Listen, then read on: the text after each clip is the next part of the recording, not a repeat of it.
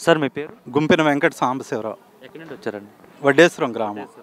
ఏంటి ఇప్పుడు రెవెన్యూ సదస్సు పెట్టారు కదా, ఏ సమస్య పైన మీరు ఈ సదస్సుకు రావడం జరిగింది అసలు?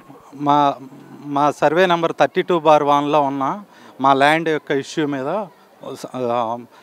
రాంగ్ పుటప్ చేయటం వలన అధికారులు ఆ సమస్య మీద మేము అర్జీ పెట్టడానికి వచ్చాం. ఇది లాస్ట్ జన్మభూమి కార్యక్రమంలో కూడా పెట్టాం, గత వైసీపీ ప్రభుత్వంలో కూడా పెట్టాం. అయినా సమస్య పరిష్కారం కాలేదు. మళ్ళీ ఫర్దర్గా ఇప్పుడు కలెక్టర్ గారు, జాయింట్ కలెక్టర్ గారు వచ్చి లోకేష్ గారు ఇనిషియేట్ తీసుకొని పంపించడం వలన ఇప్పుడైనా సమస్య సాల్వ్ అవుతుందని నమ్ముతున్నాం. ఈసారి గట్టిగా కొద్దిగా అధికారుల రెస్పాన్స్ బాగుంది. ఈ సమస్య సాల్వ్ చేయాలని కోరుకుంటున్నాం. ఏ విధంగా రెస్పాండ్ అయ్యారు? మీరు అర్జీ ఇచ్చేటప్పుడు ఏమైనా సానుకూలంగా స్పందించారా? చేస్తాం ఇట్లా ఏమైనా చెప్పారా? అర్జీ తీసి పక్కన పడేశారా?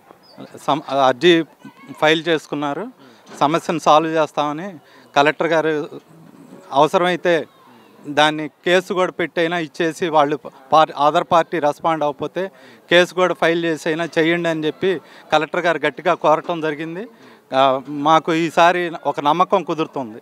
అంటే గత ప్రభుత్వంలో కూడా చాలా వరకు సర్వేలు చేసి భూ సమస్యలన్నీ తీర్చామని గత ప్రభుత్వం వాళ్ళు చెప్పారు కదా, తీర్చలేదా? మీకంటూ సమస్యలు ఏమి నెరవేరలేదా? లేదండి, ఈ ప్రాబ్లం అలానే ఉంది. పుటప్ చేసాం కానీ ఎవరూ పట్టించుకోలేదు. సమస్యను రైజ్ చేయటం జరిగింది, బట్ సమస్యను మట్టుకి సాల్వ్ చేయలేదు. అది స్టిల్ అలానే ఉంది.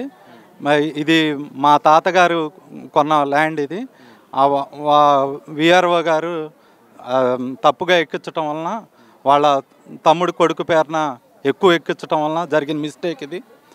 అందువల్ల మేము అర్జీ పెట్టడానికి వచ్చాం. ఇది సర్వే చేయమని కోరారు కలెక్టర్ గారు. ఇమీడియట్గా స్పాట్లోనే సర్వేకి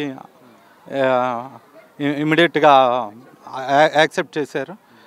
ఎంఆర్ఓని సర్వే పెట్టమని చెప్పేసి సర్వేని పంపించి సర్వే పెట్టండి, ఆన్లైన్లో ఎంత ఉంటే అంతా ఎక్కించమని చెప్పి ఆవిడ చెప్పడం జరిగింది.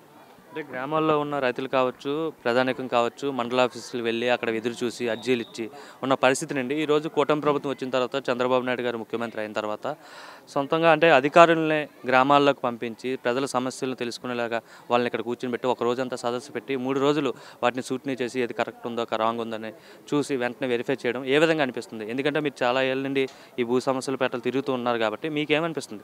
యంత్రాంగం, ప్రభుత్వ యంత్రాంగం ఇక్కడికి వచ్చి రెవెన్యూ యంత్రాంగం అంతా గ్రామాల్లో కూర్చొని ఉండడం పట్ల ప్రభుత్వ యంత్రాంగం చాలా లోకేష్ గారి మాట, చంద్రబాబు గారి మాట విని ఇమీడియట్గా వచ్చి ఇక్కడ ఈ కార్యక్రమం కలెక్టర్ గారి సదస్సులో ఈ విధంగా జరగటం వలన ఇది ఈ ఒక్కసారి జరగటం కాదు, ఎవ్రీ 6 monthsకి ఒకసారి రిపీటెడ్గా జరిగితే సమస్యలు ఇమీడియట్గా సాల్వ్ అయిపోతాయి. కోర్టుల చుట్టూతో తిరిగే పని ఉండదు. ఈ చిన్న చిన్న ఇష్యూస్ని ఇవేంటంటే కొంతమంది స్వార్థ బుద్ధితో వాళ్ళు లంచాలు ఎరచూపి అధికారులకి అట్లా ఇచ్చేసి సమస్యల్ని పక్కదోవ పట్టిస్తున్నారు. మెయిన్ చిన్న రైతు, చదువురాని రైతులు అక్కడ దాకా కోర్టు గుమ్మాల దాకా ఎక్కలేక అణిగిమణిగిపోతున్నారు. ఇక్కడ వీళ్ళు కొంతమంది స్వార్థపరులు మట్టుకి ఎంజాయ్ చేస్తున్నారు. ఇది ఇట్లా పెట్టడం వలన సమస్య అందరికీ జనాల మధ్యలో తెలిసిపోవటం వలన ఎవరు తప్పు చేస్తున్నారో భయపడే ఇది కూడా ఉంటుంది. తప్పు చేసేవాడు నెక్స్ట్ ఇది చేస్తే అమ్మో నన్ను నలుగురిలో బదనాం చేస్తారని ఒక భయంతో ఇంకా ఫర్దర్గా తప్పు జరగకుండా కూడా ఉంటుంది. ఇది ఎవ్రీ 6 monthsకి ఒకసారి పెట్టమని నేను కోరుతున్నాను. ఎలా ఉంది కూటమి ప్రభుత్వం పనితీరు? ఎలా ఉంది? చంద్రబాబు నాయుడు గారు ముఖ్యమంత్రిగా ఉన్నారు, ఎలా ఉంది? యాక్చువల్లీ మాకు పనితీరు, లోకేష్ గారి పనితీరు చాలా బాగుంది. మాకు ప్రతిదీ ప్రజా దర్బార్ రెస్పాన్స్ బాగుంది. చాలా చాలా ప్రతి విషయంలో కూడా ఆయన రెస్పాన్స్ బాగుంది. పెద్దవాళ్ళ ముందు కూడా చాలా గౌరవించి మాట్లాడటం, సమస్యను ఇమీడియట్గా సాల్వ్ చేసే విధంగా ఒత్తిడి తేవటం. అవసరమైతే ఆర్ఐని కూడా సస్పెండ్ చేశారు, మంగళగిరి ఆర్ఐని కూడా. దానికి సమస్యకు అదే ఉదాహరణ. ఇమీడియట్గా రైతులు ప్రాబ్లం తీసుకెళ్ళినప్పుడు తప్పు కనపడంగానే ఆర్ఐని సస్పెండ్ చేశారు. నాకు చాలా నచ్చింది అది. ఇప్పుడు అర్జీ ఇచ్చారా? మీకు ఏమైనా ఇచ్చారా? వాళ్ళు రిసిప్ట్ ఇచ్చారా? అర్జీ ఇచ్చాము, ఓకే, స్లిప్ రెడీ అవుతుంది.